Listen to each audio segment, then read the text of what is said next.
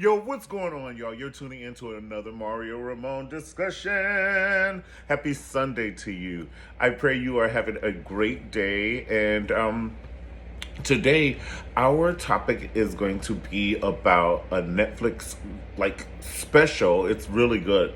A Netflix movie called What If? And I want to give a shout out to my best girlfriend in Atlanta. This is my boo. She's my sister actually. So T, thank you so much for hipping me on to this show. And I just want to say, hey boo. All right. So with that being said, if you like the video, definitely like the video. Subscribe to my channel and like the video if you do like the video. And if you don't like the video, please like the video. Okay. So we're about to do the review in Mario Ramon style. And I pray you can hold on, fasten your seatbelt because it's going to be a bumpy ride, Pumpkin Lamb. All right. So we're going to start out with Renee Zellweger. You can't just go into a review and Renee Zellweger is the star and not talk about Renee Zellweger, first of all. Let's just call a thing, as Iyanla Vanzant says. That heifer looks great. She looks good. Her clothes are fierce. Her acting is good. I like the hair. The hair is classic. It's just good. It's really good. I love the one black outfit when it was hanging off the shoulder and it was lace, and then that leg was coming through, the Angelina Jolie leg coming down them stairs, and the way she was. So Renee is working there. There's a country term when somebody's doing good back in the country. She's milking the cow, baby. Claps to Renee Zellweger. Now, everybody else in the whole show is doing amazing too, okay? I just want to say that the cast, this whole ensemble is phenomenal. Dr. Ian with his crazy ass, he tried to flip it on her, baby. I knew on Angela. Dr. Ian tried to flip it on Angela. Now, if you don't know what I'm talking about, you need to go back and watch the show and then come back. It's on Netflix. It's called What If, okay? If I was your girl. Okay, so Dr. Ian's ass is crazy. He's like a head surgeon in this hospital, and he's messing around with one of the other surgeons. Well, he thought that somehow he found out she was pregnant, through this ultrasound business. She gave herself an ultrasound at the hospital. Found out there was a baby and they're having an affair. She's been married 10 years to this now fireman. He's a fireman now. And so it's just too much going on. So they've been having an affair, and so when she wanted to break it off so she could be with her husband, he went total Hannibal Lecter on her. He was like, okay, so he took her off the schedule for like a month. Then after that, he started flirting with this other girl in her face, which she didn't give two shits. She just wanted to get back on the surgery schedule. And so then he was like, he went to HR and flipped it and said she's making these passes on him and all of this, but she got, woman scorn. She deleted all text messages and everything, which you can go to a quick Sprint store, honey, and ask them to print that for you, or you can go online and print it for yourself, Pumpkin Lamb. And so anyway, so all this had happened. So she used some reverse psychology. She started packing her things and she waited for the time when he usually comes out.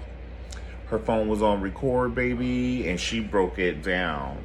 She got him to say they be making love in Mercy F-U-C-K, Mercy, and you picked your husband over me and all this. Oh my God, honey, made me clutch my imaginary gay pearls. I just couldn't. But speaking of gay, there's a gay couple, Lionel and his boyfriend Marcus. They invented cute. In fact, when you Google cute, that couple will come up, okay? 3 of their favorite pictures. They're just cute. But I like how Lionel was able to give it up. Sometimes people are like, oh my God, gay couples are so freaky. It's just like, first of all, you have 2 guys and Guys understand guys have needs. So they're like, well, look, if you want to fulfill their needs, not everybody is in this situation, okay? And I don't want to give a misrepresentation. Everybody like, well, me and my partner, we've never seen another person in 20 years. Okay, I didn't say everybody. It's some people, okay? Just like, okay, so we're not going to go down that road. But this particular couple, Lionel told his boyfriend was met this guy at the club. And instead of Lionel getting upset, he said, well, let's go find this joker and bring him back home. Honey, I blacked out. I was like, one day I'm gonna be standing up getting a snack, and one of these scenes is gonna happen. I'm gonna black out and hit my damn head on this hardwood. Then who's gonna pay for my bill? I shouldn't have to pay for it. Y'all the one who did it to me. So he took his boyfriend to the club. They got the guy. The guy is a stripper. Now the guy won't leave, honey. He just keeps popping up like Andorra and Bewitch. Hi, Deadwood. I'm like, where did you come from? And that is what Marcus keeps saying. Every time he looks up, he be reading a book. He's there. Hey, he's sick on the couch with a hangover. Hey, he brought a tent over to their house. Start moving furniture. What? Start moving furniture. Brought a tent and some psychedelic mushrooms. He didn't tell Marcos they were psychedelic mushrooms. So Marcos ate 4 of them.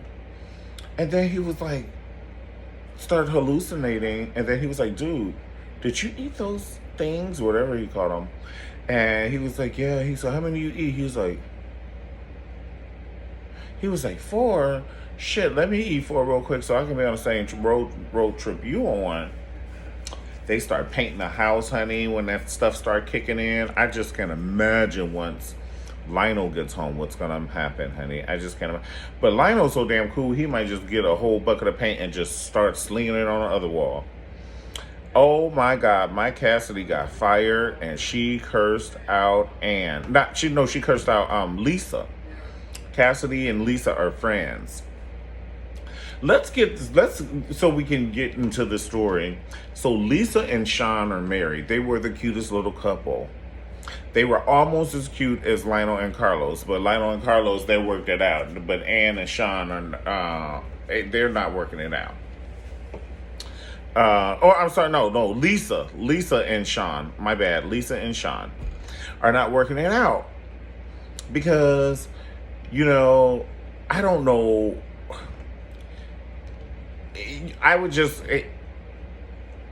would just be to me like ever since we made this deal, all of this stuff start popping up. So I'm going to stick by you.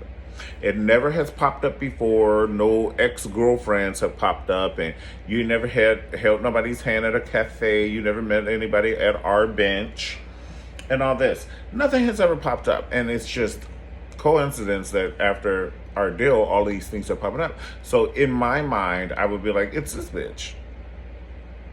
It's Ann. So speaking of Ann, who's Renee Zellweger, this heifer invented evil. She's a new kind of evil. So they're making it seem she might just be, local Vico train, honey, because the apartment where she grew up at, I think she got rich somehow. They haven't told the whole story, but the apartment community where she grew up at, and it doesn't appear to be like in a great neighborhood, but she bought the whole building. And then she has all these keys on the ring for all the doors. And then she has it locked. The main door is locked. And I guess whenever she gets pissed off, instead of turning into the Incredible Hulk, honey, she goes to this apartment building. She went into her bedroom where she was a little girl, and then she just started crying. And I was like, what is going on?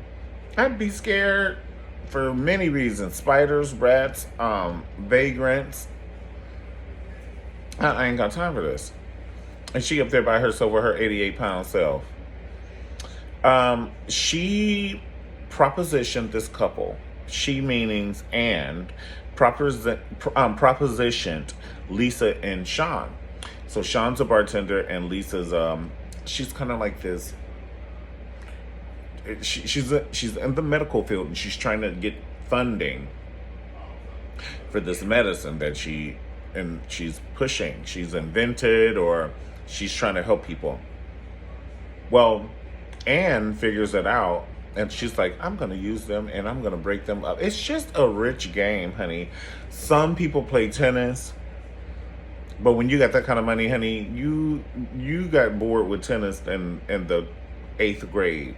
So you start playing with people's lives and just see if there's a price that you can pay to break up someone's life. And even though they say it's not, she came in the door fighting. Miss Anne came in the door fighting Lisa and Sean because, first of all, she gave him a card. Here you go, and then and gave them things to think about, because his wife was like, "Oh my God, you met her?" And he was like, "Yeah, she wanted to meet and all this." And so they were like, "Okay, well, let's meet her." So when they meet her, honey, she was like, "You signed this contract. You can't talk about anything in this contract, not even to her." So that's already setting division up for a married couple who's never had a secret. That's why I say she came knocking through the door, honey, and we still don't know what she did. I still haven't finished the end. I'm only on 8. But then the ex-girlfriend came back, and she threatened to tell. Now, why did she open her mouth? And he was helping her. So this drunk guy was trying to rape his ex-girlfriend back in the day when they were children. Young adults. They were teens, like older teens. And this man tried to rape his ex-girlfriend, so he gonna help. And then that man came at them again, so he hit him with the bat and killed the man. This was 400 years ago. Where the hell did they knock on her coffin and ask her to get up and tell this story again? He was like, him and, oh my God, Todd. He and Todd both were in it. And Todd's like, I can't mess up my life now. My wife's a head surgeon. Or she about to be, honey. Because by the time they get finished with that HR department with Ian, it's about to be on and poppin'. It's too much to show. It is too much. And so now Ian now he's turned on Angela, the one he's having an affair with. Ian is the surgeon, Angela's another surgeon. Somehow his Willy Wonka just slipped in her woo-woo. And they liked it. I kissed a girl and I liked it. Well, it slipped in and she liked it and he liked it and they liked it. So he was like, I'm going to take you from your man. Another thing. That's another power trip. I'm going to take you, because the way he talked to her at the end of it all, and he was like, and you picked him over me. Him over me? Fuck you. Power trip. I lost the game. So you think. I'm about to put cameras all in your house, honey, and I'm going to watch every time he makes love to you, honey. I'm going to watch every time you pull your titty out to breastfeed that newborn baby. Honey, this show is about to be on and popping. This show is a mixture between The Hand That Rocks the Cradle and what was that movie that Woody Harrelson was in with Demi Moore? Indecent Proposal. So this movie is a cross between Indecent Proposal and The Hand That Rocks the Cradle. Because it's a mystery and suspense, but these motherfuckers are crazy. Yes, Anne is crazy. And that guy who put the scissors up in her midsection with the long hair, he looks scary. I don't know who he is, but he scares Anne. Anne, she's a big bad wolf, honey. She got helicopters and shit until he comes and she's like...